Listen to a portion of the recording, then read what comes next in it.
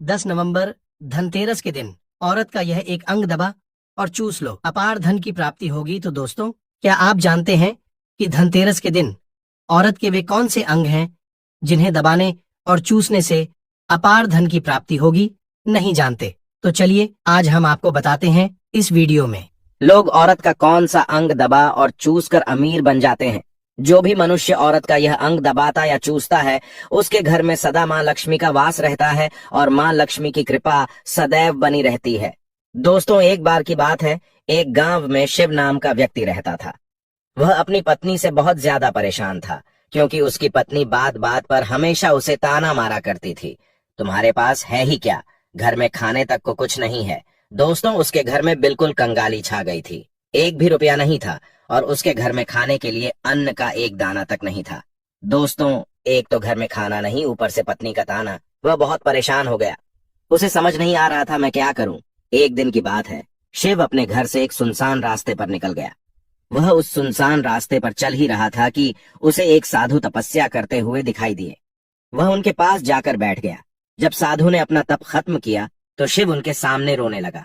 साधु ने शिव से कहा, पुत्र, तुम्हें क्या दिक्कत है? तुम क्यों रो रहे हो? आखिर तुम्हें क्या परेशानी है? तब शिव ने साधु महाराज से कहा, हे महाराज, मेरी एक पत्नी है जो कि मुझे रोजाना ताना मारती है। मैं गरीब हूं तो मैं क्या करूं? कितना भी कुछ कर लूं लेकिन धन कमा ही नहीं पाता हूं। अभी तक एक छोटा सा धंधा था, वह भी पत्नी के क्लेश की वजह से चौपट हो गया। वह दिन रात मुझसे झगड़ा करती है। अब तो मैं दाने दाने के लिए परेशान हो गया हूं। हमारे घर में खाने के लिए कुछ भी नहीं है, इसके अलावा पहनने के लिए वस्त्र भी नहीं है। लेकिन मैं अपनी पत्नी को समझता हूं कि वह मुझे ताने ना मारे, मुझसे झगड़ा ना करे, लेकिन वह बिल्कुल भी नहीं मानती साधु जी। इसी वजह से मैं बहुत ज्यादा परेशान हूं। इसी वजह से मैं घर छोड़कर यहाँ आया हूँ। वह साधु जी कहते हैं, रो मत बेटा, मैं तुम्हें यह काम बताने जा रहा हूँ। तुम्हें औरत का सिर्फ यह अंग बेशर्म होकर कर दबा या चूस लेना है। अचानक तुम्हारे घर में धन की प्राप्ति हो जाएगी। तुम देखते ही देखते अमीर बन जाओगे। साधु जी कहते हैं, जो भी पुरुष औरतों का यह अंग दबाता या चूसता है, उसके घर में कभी भी धन की कमी नहीं रहती है और ना ही उसके घर में लड़ाई होती है, या जो भी व्यापार करता है उसमें हमेशा तरक्की होती है। साधु जी ने कहा, अब मैं तुमको औरत का वह अंग बताने जा रहा हूँ। इसे ध्यान से सुनना और अपने जीवन में इस पर जोर करना। तब शिव साधु जी महाराज की बातें बहुत गौर से सुनता है और कहता है, जितना जल्दी हो सके मुझे यह बता दो। दोस्तों, तभी साधु जी महाराज उस आदमी को एक कहानी सुनाते हैं और बताते हैं, एक नगर में एक किसान रहता था। उसके बहुत सारे खेत थे जिस पर वह दिन रात मेहनत करता था। उसके घर में किसान और उसकी पत्नी रहा करते थे। उस किसान और उसकी पत्नी ने आपस में बहुत ज्यादा प्रेम था। उसके घर में किसी भी प्रकार की लड़ाई झगड़ा या क्लेश नहीं होता था। इसी वजह से उसके घर में सदैव माँ लक्ष्मी का वास रहता था और उसके खेतों में इतनी ज्यादा पैदावार होती थी कि वह दिन प्रतिदिन और अमीर होता जा रहा था। उस किसान और उसकी पत्नी ने इतना प्रेम था कि आसपास के लोग उन्हें देखकर जल जाया करते थे। धीरे धीरे उसके पूरे गांव के लोग जान गए, किसान और उसकी पत्नी में बहुत ज्यादा प्रेम है। धीरे धीरे यह बात उस नगर के राजा तक पहुंच गई। दोस्तों, किसान और उसकी पत्नी की बात जब राजा के पास पहुंचती है तो राजा भी उसके प्रेम की काफी ज्यादा तारीफ करते हैं। वह सभी से बताते हैं कि हमारे नगर में एक किसान और उसकी पत्नी रहते हैं, जिनमें कभी भी लड़ाई झगड़े नहीं होते हैं। उन दोनों में आपस में इतना प्रेम है कि मैंने ऐसा अपनी जिंदगी में कभी भी नहीं देखा। एक बार की बात है, राजा पूरे नगर में डिंडोरा पिटवाते हैं कि इस नगर में जितने भी लोग हैं वह सभी अपने घर में घी का दिया जलाएंगे। राजा की पत्नी पूछती है कि आप ऐसा क्यों कर रहे हैं? सबके घर में घी का दिया क्यों जलवा रहे हैं? राजा अपनी पत्नी की बात सुनकर कहते हैं, दीपक प्रेम की निशानी होता है। जिसके घर में घी का दीपक जलता है उसके घर में सदैव प्रेम बना रहता है। और मैं चाहता हूं कि जो प्रेम किसान और उसकी पत्नी के घर में है वह हमारे पूरे नगर में रहे, पति और पत्नी के बीच। इसीलिए मैं हर घर में दीपक जलवाना चाहता हूं। दोस्तों, राजा के सैनिक जाते हैं और हर जगह नगर में ढोंढी पीट देते हैं और कहते हैं सभी के घर में रात भर घी का दीपक जलाना चाहिए। दोस्तों, राजा की बात मानकर सभी नगरवासी अपने घर में दीपक जला देते हैं। लेकिन जैसे ही आधी रात होती है सभी के घर के दीपक बुझ जाते हैं, लेकिन किसान के घर का दीपक वैसे ही जलता रहता है। दोस्तों, दीपक हमेशा किसान की पत्नी जलाती थी, लेकिन उसकी बात नहीं मानती थी। वह हमेशा अपनी मनमानी करती थी। उसका जो भी मन करता था वह वही काम करती थी। लेकिन किसान को इस बात से कोई भी दिक्कत नहीं होती थी, क्योंकि किसान बहुत समझदार था। किसान सोचता था, यदि मैं अपनी पत्नी को रोक टोक करूंगा तो घर में बेवजह ही लड़ाई झगड़ा होंगे। इसी वजह से कई चीजें किसान अपनी पत्नी की ये बातें अनदेखा करता था। किसान इस वजह से अनदेखा करता था कि उसके घर में प्रेम बना रहे। राजा अपने महल में चढ़कर पूरे नगर का नजारा देख रहे थे। उन्होंने देखा कि सारे नगर में किसी के घर में दीपक नहीं चल रहा है, लेकिन किसान के घर में दीपक जल रहा है।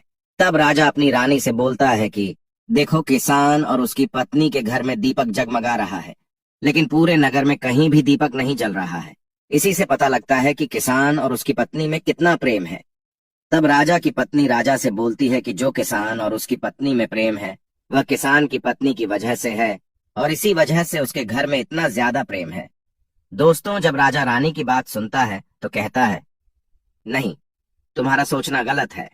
जो प्रेम किसान के घर में है वह उसकी पत्नी की वजह से नहीं है, बल्कि वह किसान की वजह से है।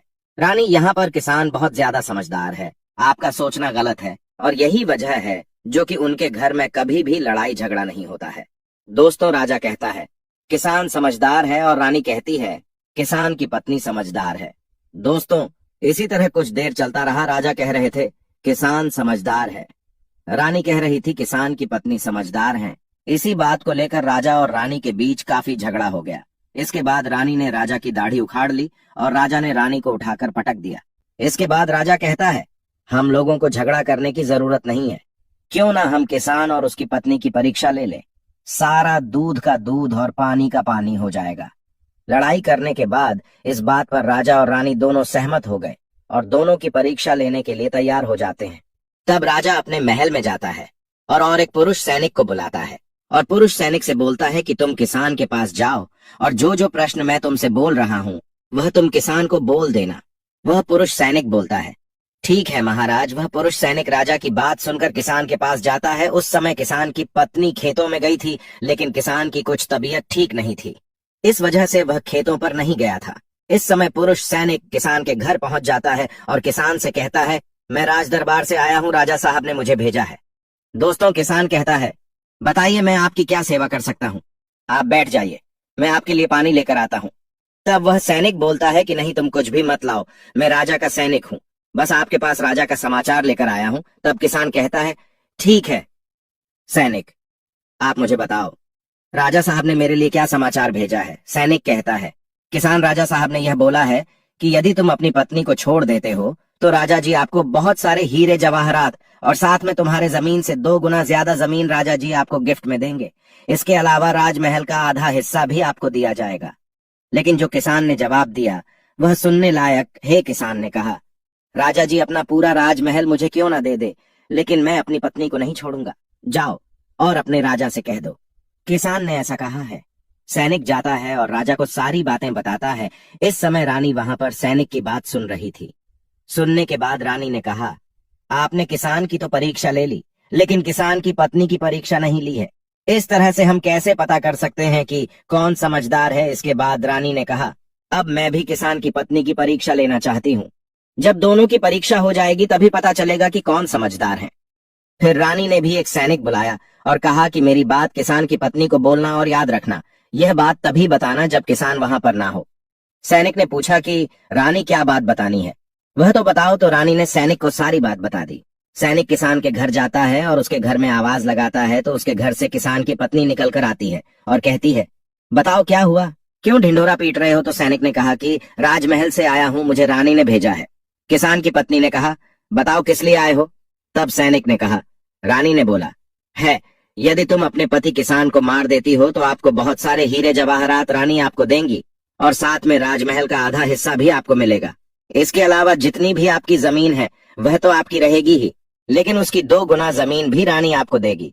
ये बात सुनकर किसान की पत्नी तैयार हो जाती है, कहती है, ठीक है, यदि मुझे इतना कुछ रानी साहिबा देंगी तो मुझे मंजूर है, मैं अपने पति को मार दूंगी। तब सैनिक पूछता है कि रानी को कैसे पता चलेगा कि आपने अपने पति को मार दिया है। तभी किसान की पत्नी बोलती है, मेरे घर में जो दीपक जल रहा है, जब मैं किसान को मार दूंगी तो उसे बुझा दूंगी, तभी आपको पता चल जाएगा कि मैंने किसान को मार दिया है। अब सैनिक किसान की पत्नी की बात सुनकर राजमहल जाता है और रानी को सारी बात बताता है। किसान की पत्नी की बात सुनकर रानी बहुत अचंभित हो जाती है। राजा और रानी को स्त्री जात से नफरत होने लगती है। उसी समय राजा अपने नगर के सभी लोगों को बुलाता है और कहता है कि मैं चाहता हूं कि मेरे और मेरी पत्नी की वजह से किसान की जान न जाए। तुम लोग ऐसा करो, उस किसान के घर जाओ और सारी बातें बता दो और उस किसान को बचा लो, वरना किसान की पत्नी उसे मार देगी। इधर सैनिक किसान के घर जाते हैं और सोचते हैं कि किसान की पत्नी किसान को रात में मारेगी और दिया बुझाएगी। इससे पहले ही हम किसान के घर में पहुंच जाते हैं और किसान को बचा लेते हैं।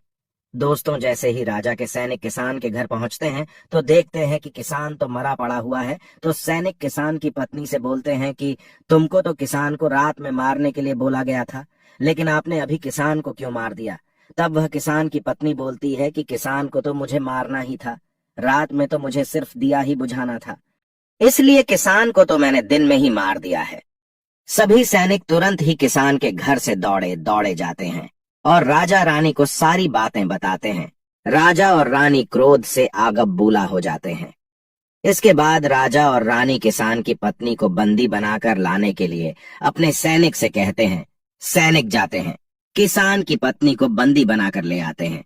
राजा किसान की पत्नी से पूछता है, ऐसा तुमने क्यों किया?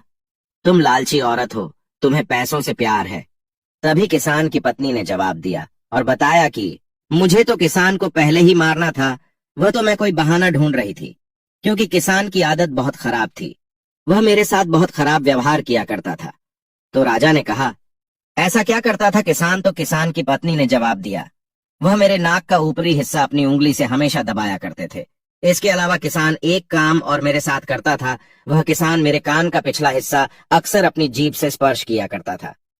राजा ने पूछा, ये बताओ, जब आप लोग गरीब थे तब क्या किसान आपके साथ ये काम करता था? तो किसान की पत्नी बोलती है, नहीं महाराज, तब ऐसा नहीं करता था। तब राजा ने कहा, मैं समझ गया कि किसान ऐसा क्यों करता था। उसी समय साधु जी ने शिव से पूछा, तुम्हें कुछ समझ में आया औरत का कौन सा अंग दबाने तथा चूसने से लोगों को अचानक धन की प्राप्ति होती है? तो शिव ने कहा है, साधु जी, मुझे अभी समझ में नहीं आया। तभी साधु जी कहते हैं, अगर अभी समझ नहीं आया तो मैं फिर से आपको बताता हूँ। किसान अपनी पत्नी के साथ पहला काम करता था, वह है उसके नाक के ऊपरी हिस्से को अपने उंगली से दबाता था। तो जिस भी मनुष्य के घर में पैसों की किल्लत है, उसे अपनी उंगली से औरत के नाक के ऊपरी हिस्से को जरूर दबाना चाहिए। दोस्तों, औरत के नाक के ऊपरी हिस्से को बहुत शुभ माना जाता है। इसी वजह से जो यह काम करता है वह हमेशा धनवान पुरुष बन जाता है। दूसरा काम है, जो भी पुरुष औरत के कान का पिछला हिस्सा अपने जीभ से स्पर्श करता है, उसके किस्मत के द्वार खुल जाते हैं, उसे अचानक धन की प्राप्ति होती है।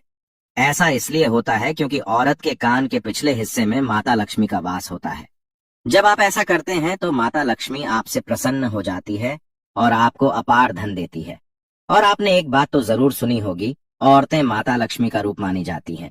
इसी वजह है इस संसार में जो भी मनुष्य यह दो पवित्र काम करता है, उसका घर धन से भर जाता है, जो कि इस कहानी में किसान भी अपनी पत्नी के साथ करता था। लेकिन आप जब भी ऐसा काम करें तब आपको अपनी पत्नी को पूरी बात बता देनी चाहिए, अन्यथा आपके जीवन में इसी तरह अनर्थ भी हो सकता है। दोस्तों, अगर वीडियो पसंद आई हो तो वीडियो को लाइक करें, दोस्तों के साथ शेयर करें।